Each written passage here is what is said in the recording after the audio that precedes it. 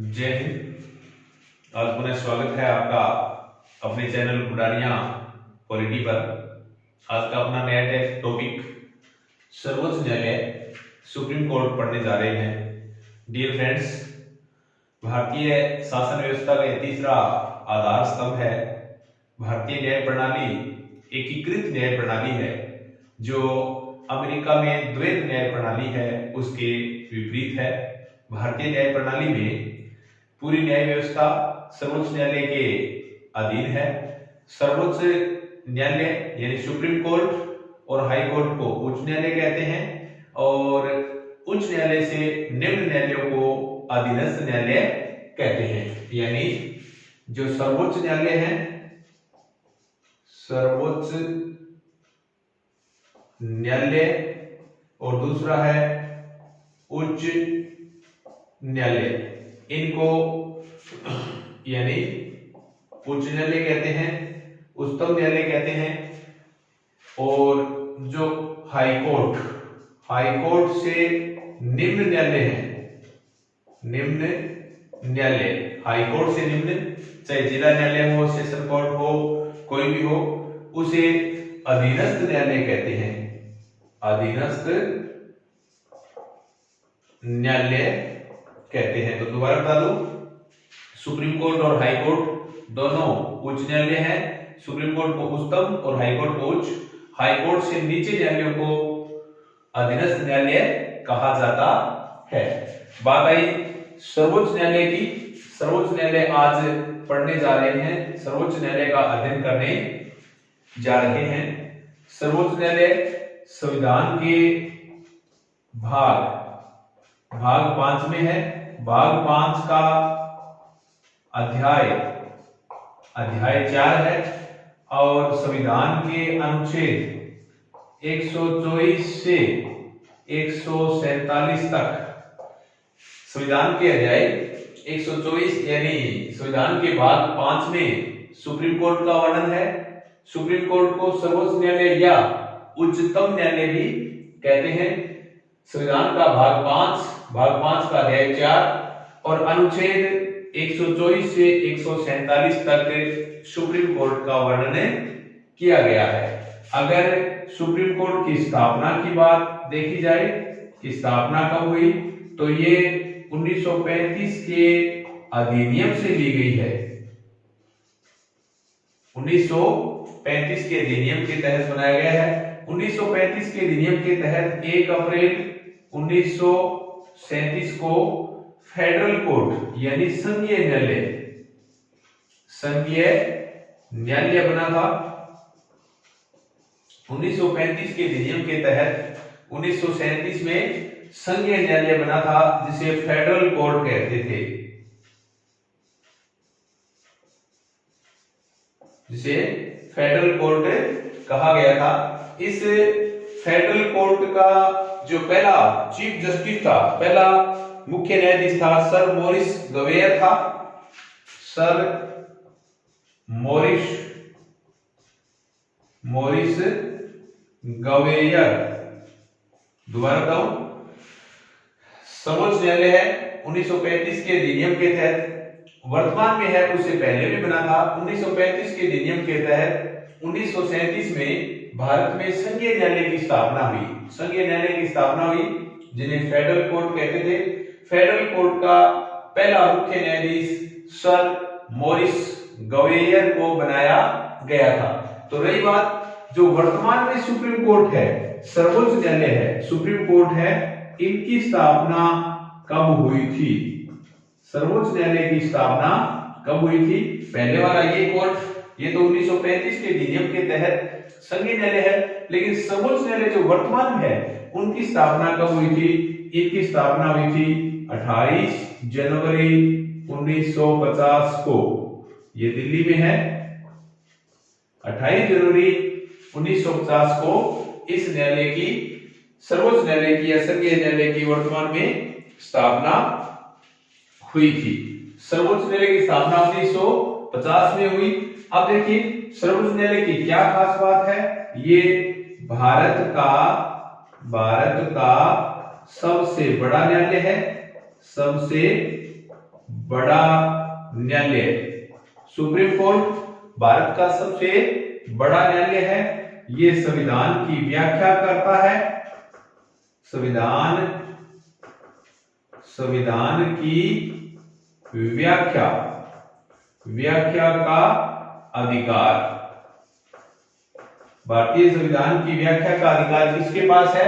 Supreme court के पास संविधान की व्याख्या का अधिकार है। सुप्रीम कोर्ट को संविधान का रक्षक कहते हैं। संविधान का रक्षक कहते हैं, यानी भारतीय संविधान की रक्षा करने वाला सुप्रीम कोर्ट है। मूल अधिकारों का रक्षक भी सुप्रीम कोर्ट को कहते हैं। मूल अधिकारों का रक्षक, मूल अधिकारों की रक्षा करने वाला भी सुप्रीम कोर्ट कहा जाता है। और अंतिम अपीलीय न्यायालय, ये अंतिम अपीलीय न्यायालय है। यहां से प्रश्न बार बार एग्जाम्स में आते हैं, चाहे कोई भी एग्जाम हो, कि भारत का सबसे बड़ा न्यायालय कौन सा है? सुप्रीम कोर्ट है। संविधान की व्याख्या करने का अधिकार किसके पास है? सुप्रीम कोर्ट के पास है। संविधान का रक्षक किसे कहते हैं? सुप्रीम कोर्ट को कहते हैं। मूल अधिकारों की रक्षा कौन करता है? सुप्रीम कोर्ट, यानी सर्वोच्च न्यायालय मूल अधिकारों की रक्षा करता है। और अंतिम अपीलीय न्यायालय, क्योंकि भारत की अंतिम अपील कहां की जाती है? सुप्रीम कोर्ट में की जाती है। एक और बता दूं, 1773 के अधिनियम के तहत फोर्ट विलियम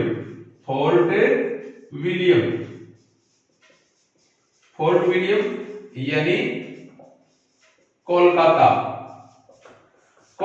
में भी एक न्यायालय की स्थापना हुई थी। 1773 के अधिनियम के तहत फोर्ट विलियम में एक न्यायालय की स्थापना हुई थी, जिसकी अंतिम अपील लंदन में होती थी। ये रेगुलेटिंग एक्ट है।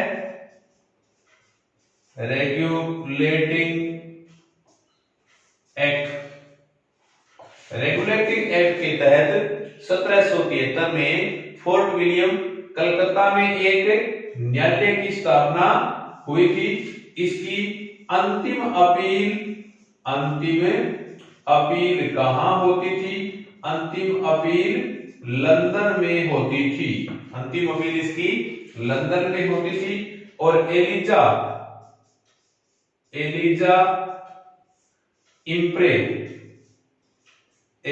इम्प्रे इनके मुख्य न्यायाधीश थे। एलिजा इम्प्रे इसके मुख्य न्यायाधीश थे। अंतिम अपील इसकी लंदन में होती थी।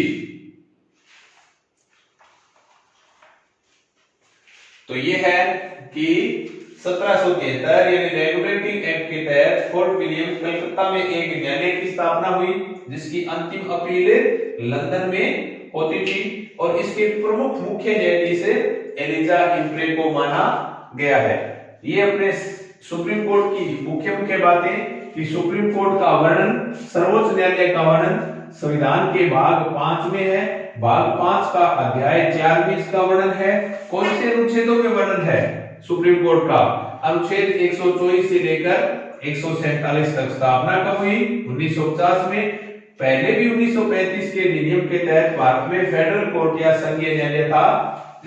और फोर्ट विलियम कोलकाता में भारत का पहला न्यायालय बनाया गया था। अब एक ध्यान रखिए, ये है न्यायाधीशों की संख्या।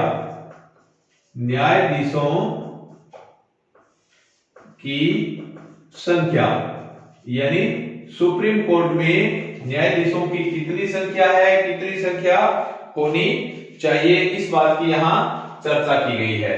जब सुप्रीम कोर्ट बना था 1950 में, तो 1+7, एक मुख्य न्यायाधीश था और 7 अन्य न्यायाधीश। ये कब की बात है? ये 1950 की बात है। 1956 में 1+10 कर दी गई इनकी संख्या, 1960 में इनकी संख्या 1+13 कर दी गई और 1977 में इनकी संख्या 1+17 कर दी गई और 1985 में इनकी जैसे संख्या 1+25 कर दी गई और 2009 में इनकी संख्या 1+30 कर दी गई और 2019 में इनकी संख्या 34 कर दी गई है। वर्तमान में 34 है। तो आपको टोटल आंकड़ा याद न रहे तो दो आंकड़ा जरूर याद रखना है कि जब सुप्रीम कोर्ट की स्थापना की गई थी, सुप्रीम कोर्ट बनाया गया था, उस टाइम उनके न्यायाधीश कितने थे? एक मुख्य न्यायाधीश और 7 अन्य न्यायाधीश। आज कितने हैं? आज 34 है। 34 मुख्य न्यायाधीश सहित है। मुख्य न्यायाधीश सहित, अलग से मुख्य न्यायाधीश नहीं, 34 मुख्य न्यायाधीश सहित है। 2019 में ये प्रावधान कर दिया गया है। तो न्यायाधीशों की संख्या टोटल चाहे याद न रहे, लेकिन दो जरूर याद रखना है कि जब बनाया गया था 1950 में तो इनकी सदस्य संख्या 1+7 बराबर 8 थी। आज यानी कितनी है? 2020 में कितनी है? तो 2019 में सुप्रीम कोर्ट सर्वोच्च न्यायालय के न्यायाधीशों की संख्या 34 कर दी गई है। 34 में मुख्य न्यायाधीश शामिल है, जिसे CJI कहते हैं। अब एक देखिए, सुप्रीम कोर्ट के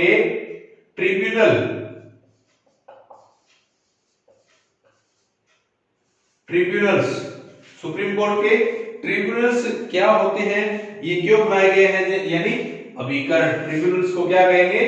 अभिकरण।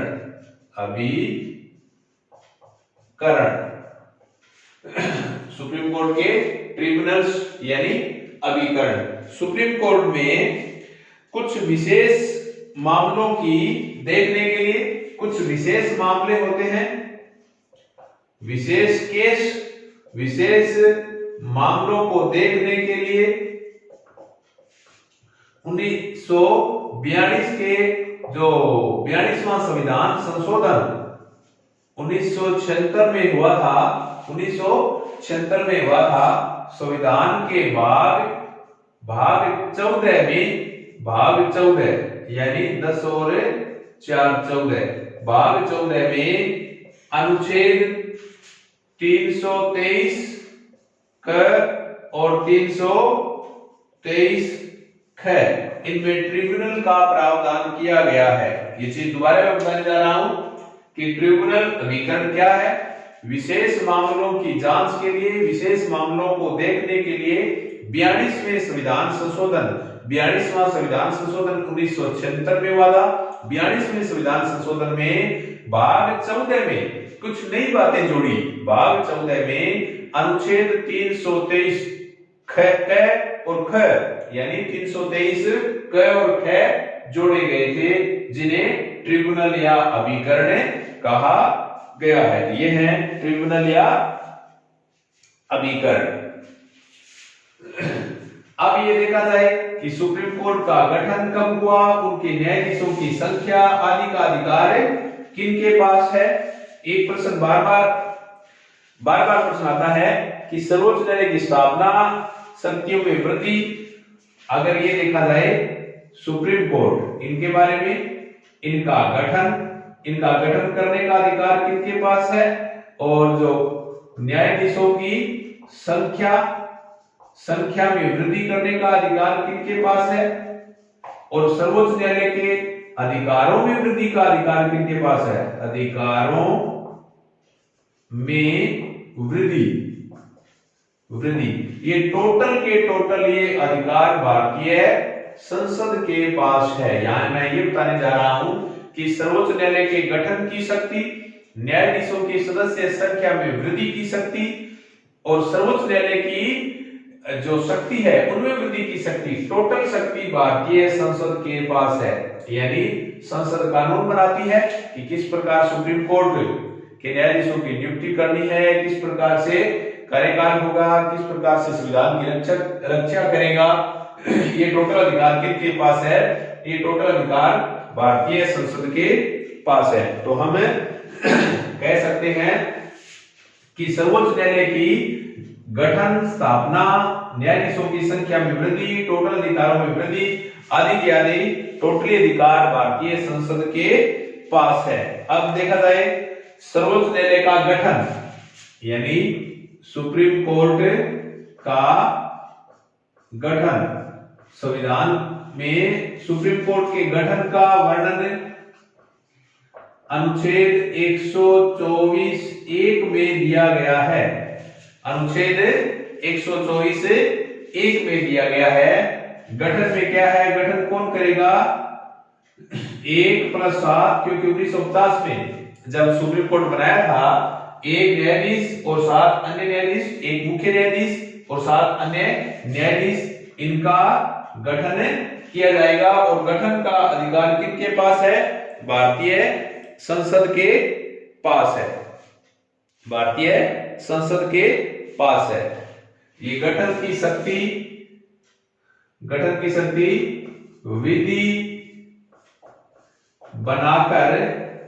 विधि बनाकर संसद करेगी। तो हम कह सकते हैं सुप्रीम कोर्ट का गठन अनुच्छेद 124(1) के तहत हुआ था। गठन जब हुआ था तो न्यायाधीशों की संख्या 1 और 7 थी। ये गठन का अधिकार किसके पास है? ये भारतीय संसद के पास है। अब रही बात न्यायाधीशों की नियुक्ति।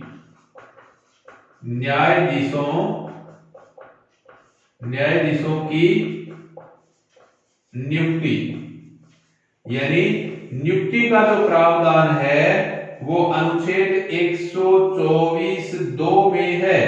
न्यायाधीशों की नियुक्ति 124(2) में है। नियुक्ति राष्ट्रपति करेगा।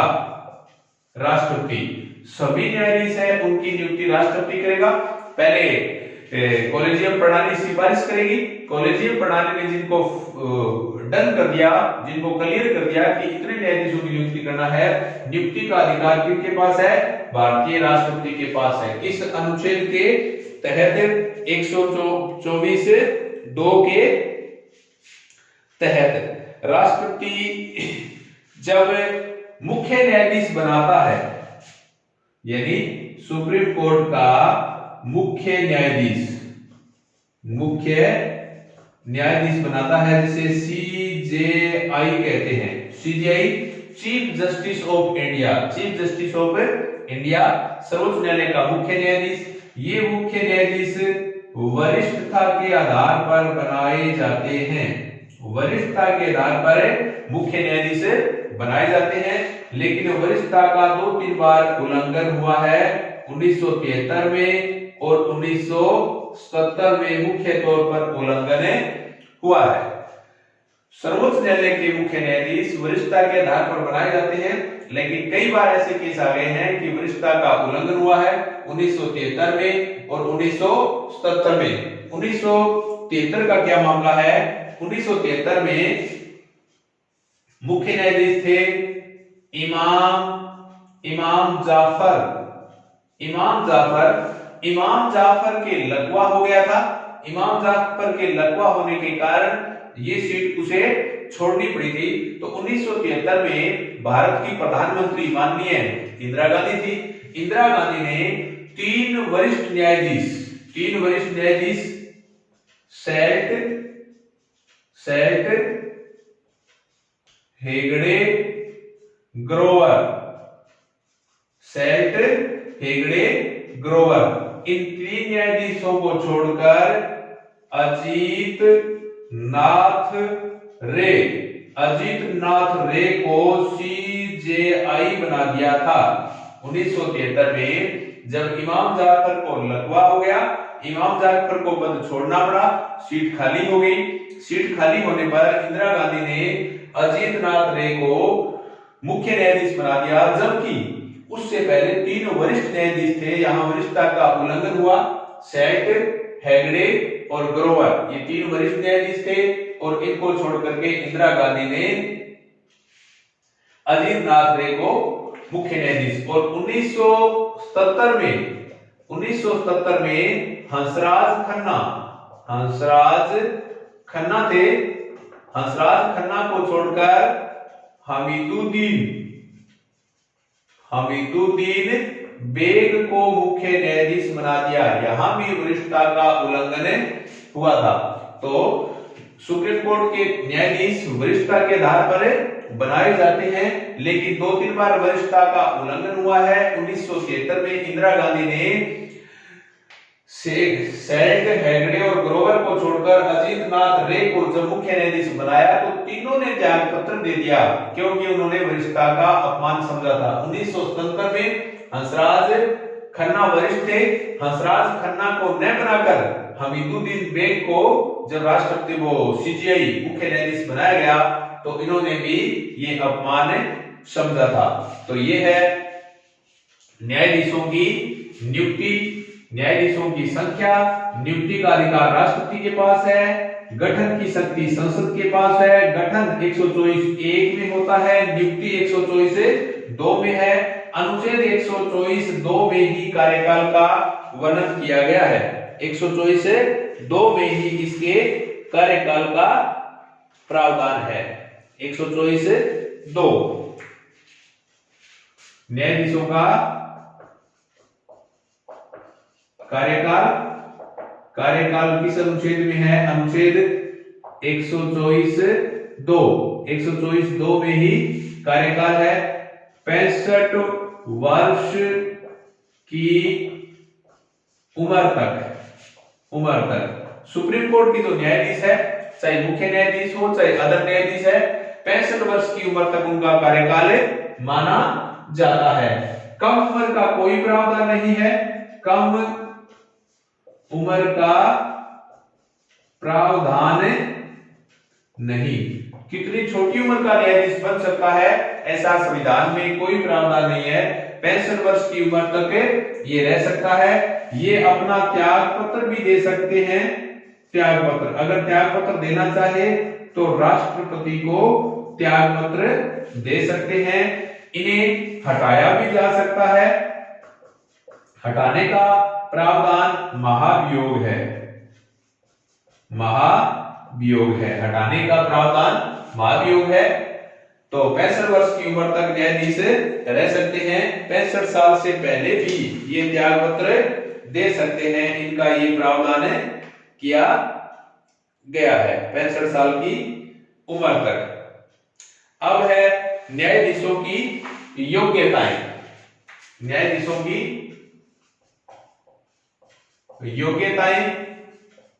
योग्यताओं का वर्णन अनुच्छेद 124(3) में किया गया है।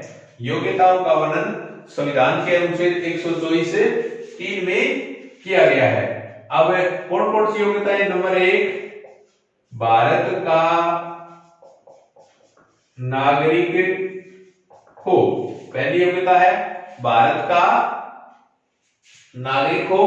पहली योग्यता के बाद जो शेष 3 में से कोई नीचे जो 2 है, 3 में से 1 लेनी होती है।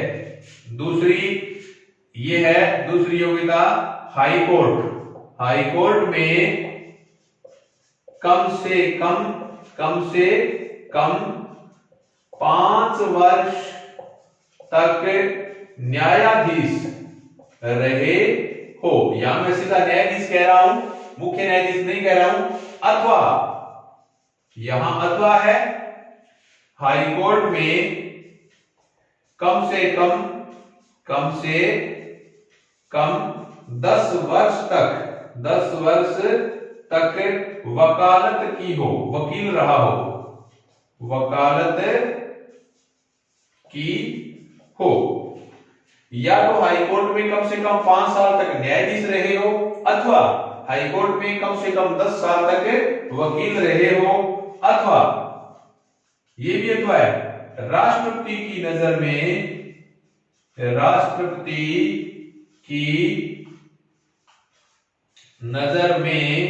विधिवेता हो। राष्ट्रपति की नजर में कानून के जानकार हो। ये योग्यताएं दी गई है। ये सारी इनकी योग्यताएं हैं। भारत का नागरिक हो और उसके बाद ये तो कंपलसरी है ही है। पहली तो नीचे जो 3 योग्यता दी है, ये 1 और ये 2 और ये 3, तीनों में से एक योग्यता लेनी होती है। भारत का नागरिक हो, उसके बाद किसी हाई कोर्ट में कम से कम 5 साल तक जज रहे हो, जज का मतलब सामान्य जज, मुख्य न्यायाधीश नहीं, या किसी हाई कोर्ट में कम से कम 10 साल तक वकालत की हो। और तीसरी योग्यता राष्ट्रपति की नजर में वो विधि वेता हो, कानून का जानकार हो। ऐसी योग्यताओं का प्रावधान संविधान के अनुच्छेद 124(1) में है। तो अलग अलग मैं बता रहा हूं कि अनुच्छेद 124 ये 3 में है, 124(1) में क्या है, गठन है, 124(2) में क्या है, नियुक्ति है, और 2 में ही इनका कार्यकाल है, कार्यकाल। 124(3) में योग्यताएं हैं, योग्यताएं। तो योग्यताओं का वर्णन 124(3) में है, ये सारी यहां पर योग्यताएं दी गई है। अब एक और है पद त्याग या महाभियोग हटाने का तरीका, न्यायाधीशों को हटाने का तरीका, इनका वर्णन कहां किया गया है, क्या है हटाने का तरीका, ये मैं बताने जा रहा हूं। न्यायाधीशों को हटाने का तरीका,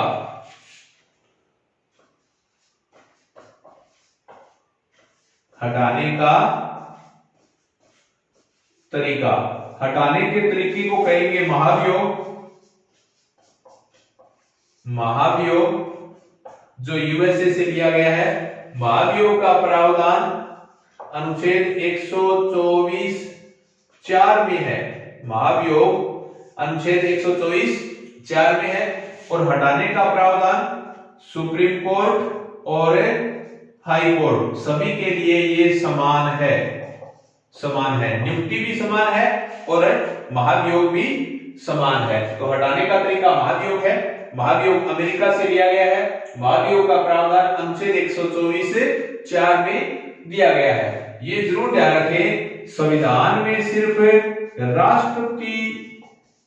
राष्ट्रपति पर ही महाभियोग शब्दावली का यूज किया गया है, यानी महाभियोग के द्वारा राष्ट्रपति को ही हटाया जाएगा, ऐसा संविधान कहता है। फिर भी महाभियोग के द्वारा इनको हटाया जाता है। क्यों लगाया जाता है महाभियोग का कारण क्या है, न्यायाधीशों को क्यों हटाया जाता है? जब हटाने का तरीका हो महाभियोग, तो कारण ये आता है कदाचार, या तो कदाचार आएगा या असमर्थता, या तो कदाचार आएगा या असमर्थता आएगा या दुर्व्यवहार, दुर्व्यवहार।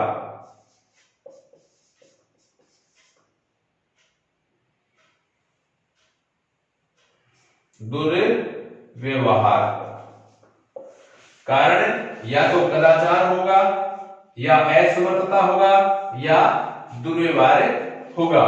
महाभियोग संसद का कोई सदन शुरू कर सकता है, संसद का कोई सदन, कोई सदन।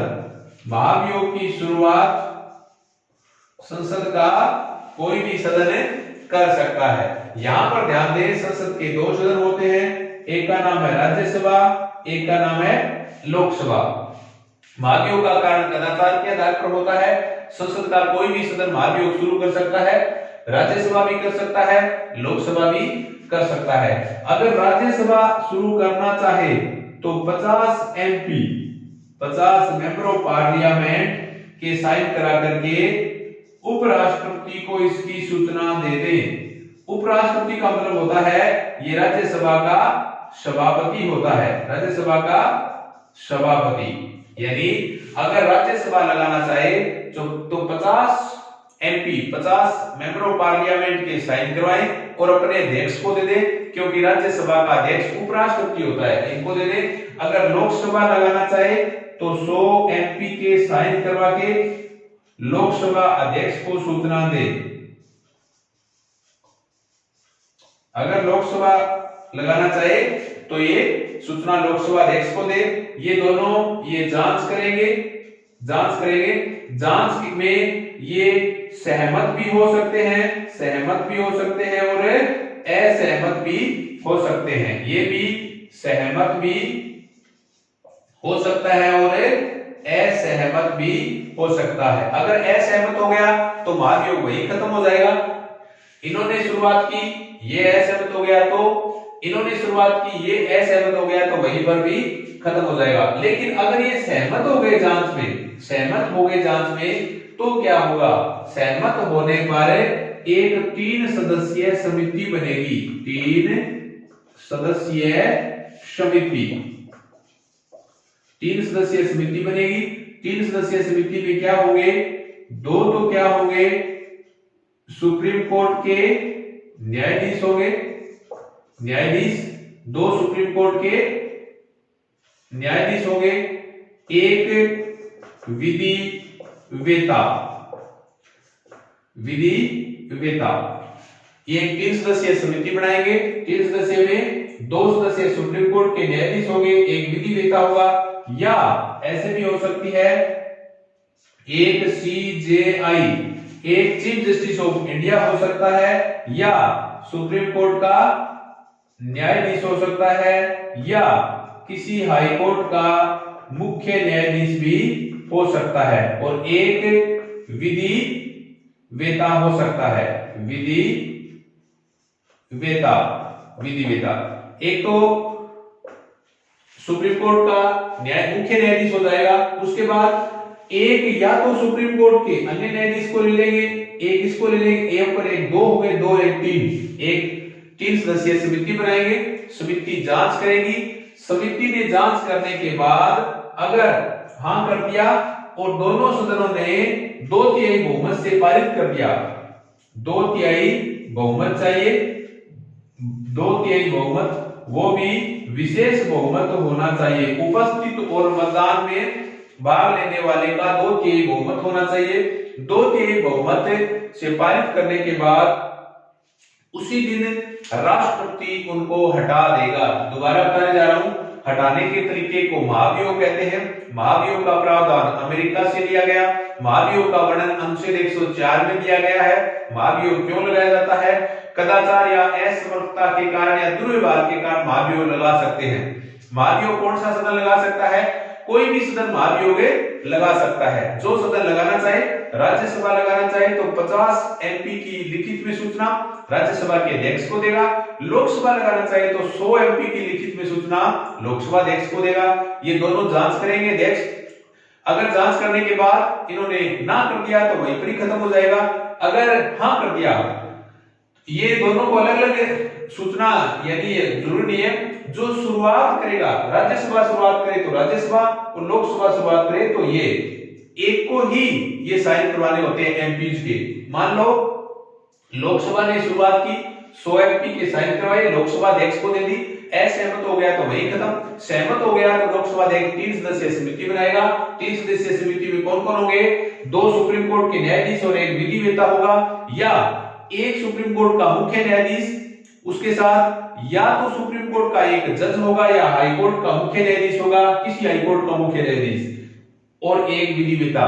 3 सदस्यीय समिति ने जांच कर ली, सही पाया गया। उसके बाद दोनों सदनों का बहुमत चाहिए, लोकसभा और राज्यसभा का बहुमत चाहिए। बहुमत भी विशेष बहुमत होना चाहिए। 2/3 बहुमत, उपस्थित और मतदान में भाग लेने वाले का 2/3 बहुमत। फिर रिपीट कर दूं, उपस्थित और मतदान में भाग लेने वाले का 2/3 बहुमत होना चाहिए। अगर जिसने 2/3 बहुमत से पारित कर दिया, राष्ट्रपति ने साइन कर दिया, साइन करते उसी दिन ये हट जाएगा। आज तक महाभियोग 3-4 के विरुद्ध लगाया गया, लेकिन महाभियोग से एक भी नहीं हटा। लगाया गया 3-4 के विरुद्ध और महाभियोग में एक भी नहीं हटा। इसलिए अगला वीडियो देखते रहिए, किन किन के विरुद्ध महाभियोग लगाया गया वो सारा अगले वीडियो में बताएंगे। शायद उम्मीद करता हूं टॉपिक आपको अच्छा लगा होगा। जय हिंद, धन्यवाद।